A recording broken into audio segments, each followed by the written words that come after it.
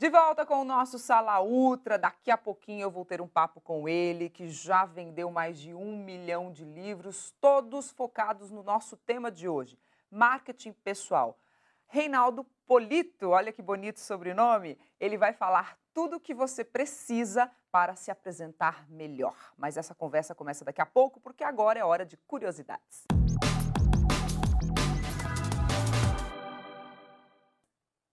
O conceito de marketing pessoal surgiu nos Estados Unidos na década de 50. Ele foi criado como uma ferramenta de destaque da capacidade individual de cada um.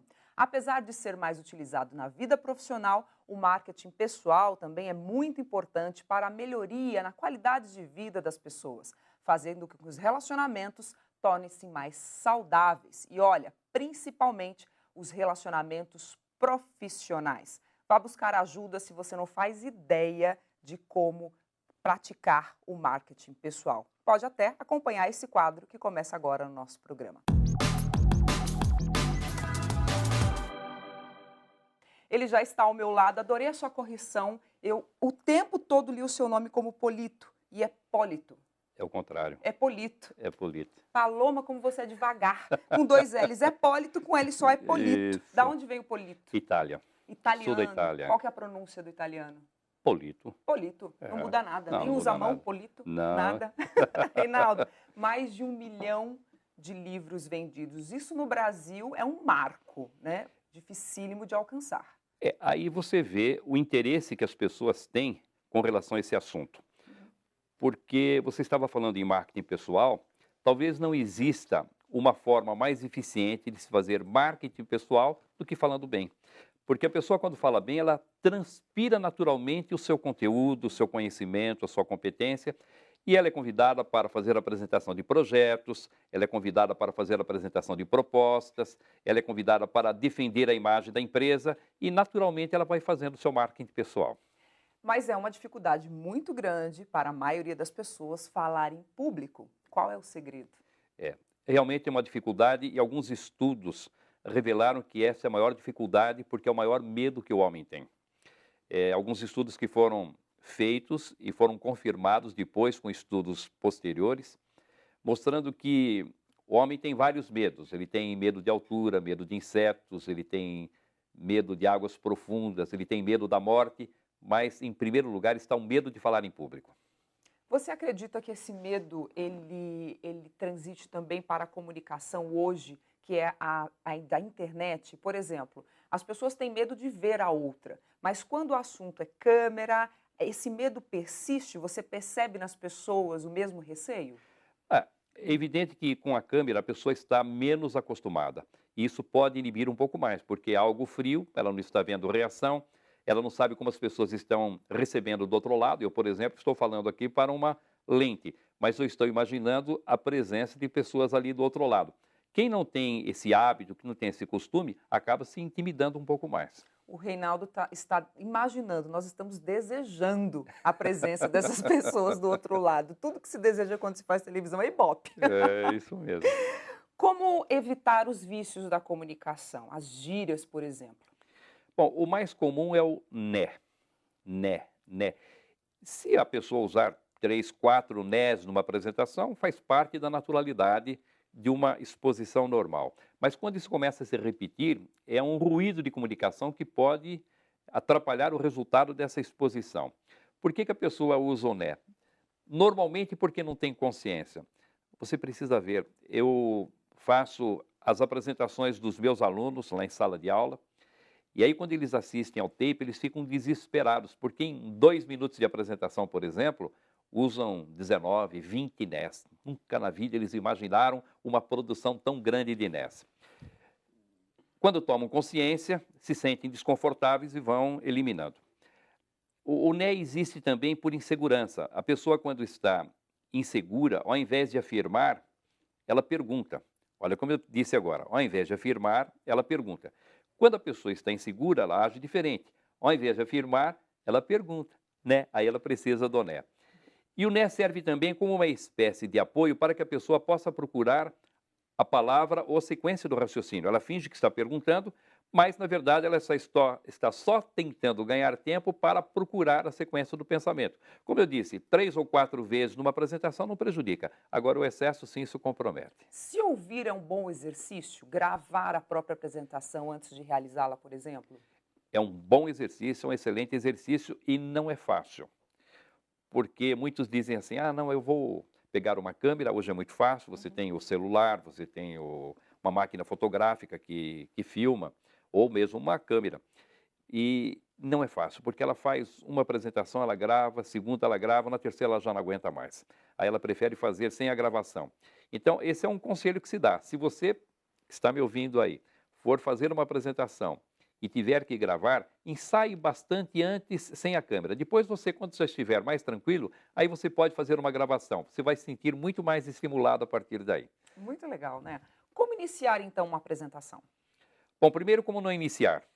Ai, ótimo. É, porque as pessoas acabam cometendo deslizes, porque não é não como não iniciar, e sim o que é desaconselhável, porque às vezes a pessoa age de uma forma que não é recomendada e dá certo, mas que normalmente é muito arriscado. Por exemplo, não iniciar uma apresentação contando piadas para os ouvintes.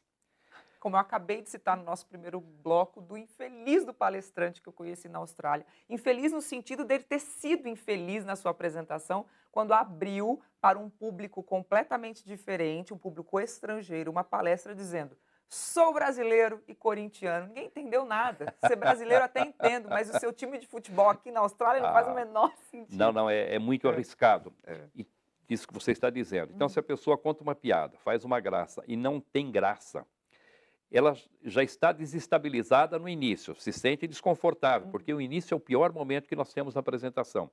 Talvez ela não consiga se recuperar mais. Ou, às vezes, a piada é muito engraçada, e por ser muito engraçada, muito conhecida também. E todo mundo conhece, ninguém vai rir. Então, se quiser contar a piada, deixe para fazer isso mais no meio da fala, quando já estiver mais à vontade. Outro defeito comum, ou um deslize comum, é a pessoa pedir desculpas no início da apresentação por problemas físicos, por exemplo. Dizer que está rouco, dizer que está gripado, resfriado. Normalmente, a mensagem sendo boa, ninguém vai ficar observando se você está rouco ou não. Chamou atenção para a sua rouquidão, fica todo mundo prestando atenção nesse defeito e desvia, não consegue prestar atenção na que a pessoa está dizendo. Eu recebo também os alunos que dizem, professor, hoje eu não poderia falar porque eu estou meio gripado. Eu falo, faz o seguinte, vai lá para frente, faça a sua apresentação, mas não conte para ninguém. Chega no final, alguém percebeu, ninguém tinha percebido a rouquidão dele. Se você alerta para o problema, você mesmo Chama atenção. desvirtua o Você sabe foco. que essa questão de fazer graça, quando o Obama veio aqui para o Brasil, estava tendo um jogo no Rio de Janeiro, se eu não me engano era Vasco da Gama e Fluminense, alguma coisa assim. E a plateia, lógico, lotada, e ele deve ter pensado o seguinte, deram informação de que havia esse jogo, então ele disse, olha, quero cumprimentá-los, vocês estão aqui presentes, e num dia de jogo importante como esse. Só que ele mencionou o nome dos times, mas quem estava ali não era o torcedor do Vasco, nem do Botafogo, do Fluminense, era o torcedor provavelmente do Flamengo. Então começou uma vaia naquele momento, porque, lógico que ele tinha cometido um erro ali.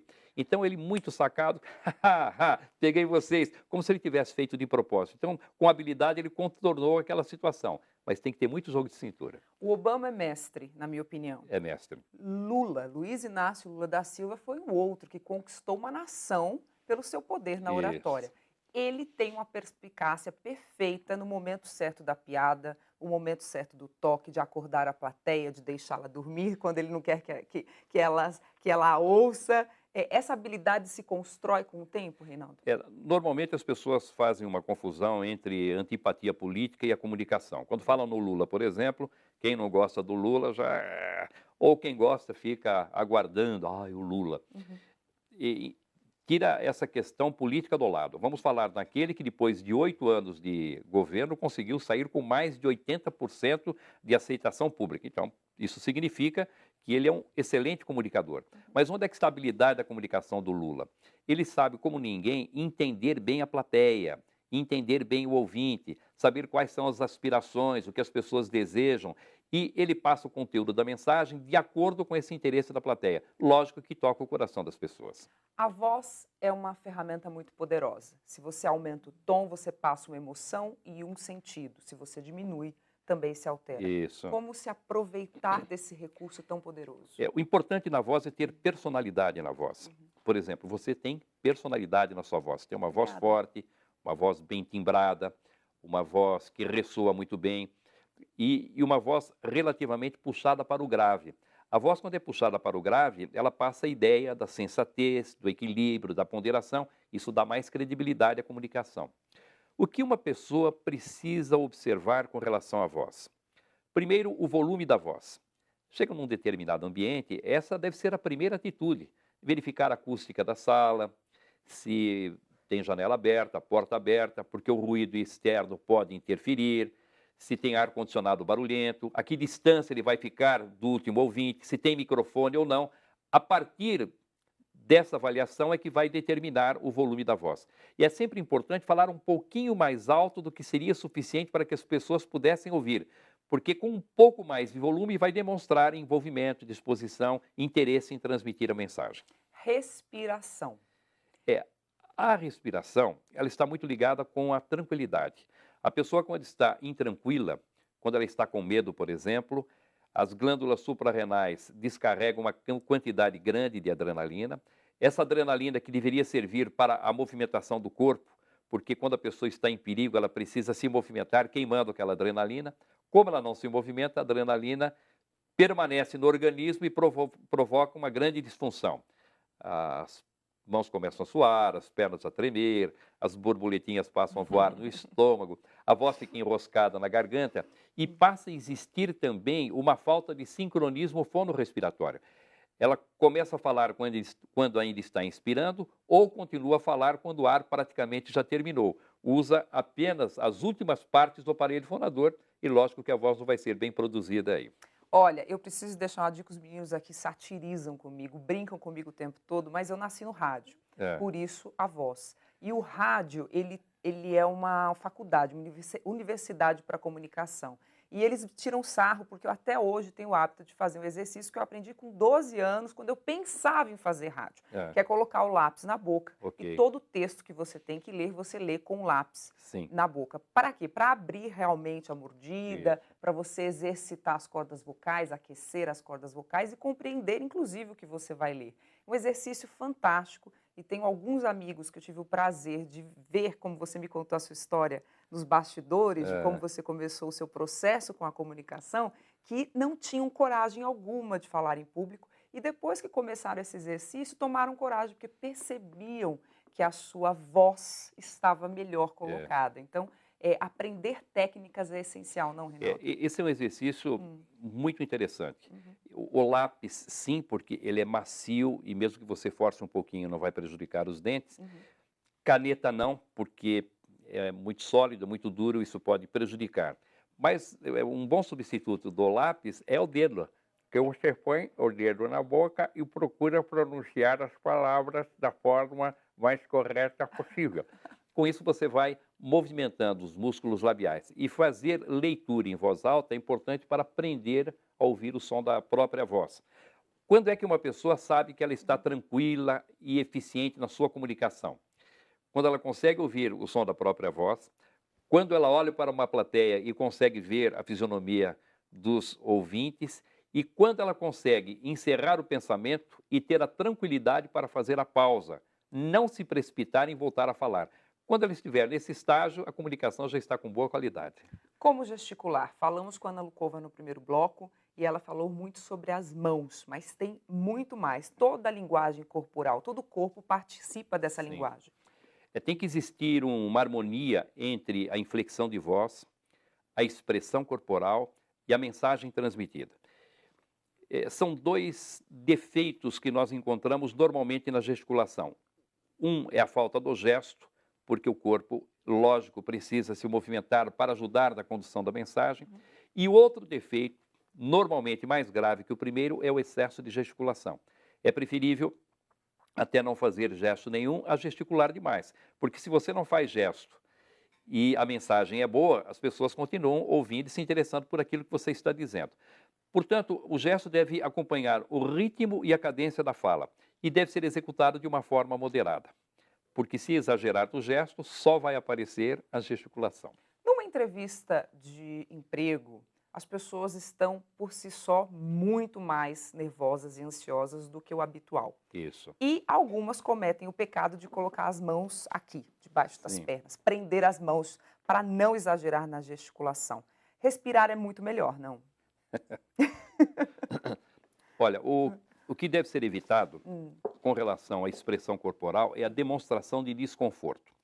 Por exemplo, alguns caem no exagero de dizer o seguinte: não pode pôr a mão no bolso. Se puser a mão no bolso, não sabe falar. Besteira.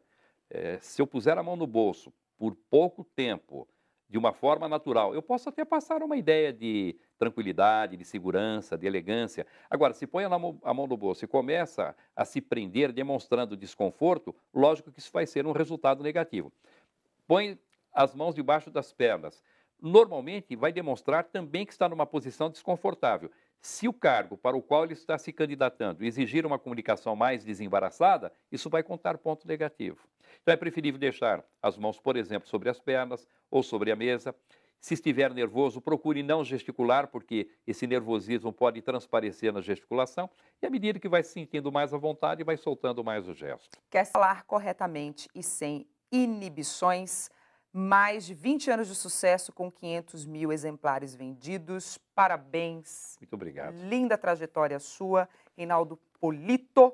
Volte sempre, e para aquelas pessoas que, além dos livros que encontram em todas as livrarias do Brasil, querem continuar e conhecer um pouco mais do seu trabalho, tem um site? Sim, tem um site e ali vai encontrar mais de 800 artigos, testes para comunicação, não tem senha para entrar e não tem objetivo de vender nada.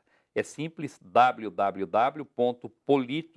www.polito.com.br. E se entrar no Facebook, Reinaldo Polito, basta curtir que vai recebendo dicas de comunicação também. Esses aqui são nossos? Sim, Todos? todos. Posso te pedir uma coisa, então? Lógico. Todos os livros que passam aqui pelo nosso programa, porque nós temos o prazer de ter uma audiência maravilhosa, nós pedimos aos autores que nos autorizem a presentear os nossos telespectadores. Você me autoriza? Lógico. Então tá combinado. Para Faço você isso. de casa que gostou dessas dicas do Reinaldo Polito, lembre-se que no nosso Sala Ultra, toda sexta-feira, nós sorteamos os livros que aqui recebemos, uma forma que nós encontramos de dividir com você a alegria de realizar todos os dias esse programa e agradecer você de casa por nos dar o prazer da sua audiência.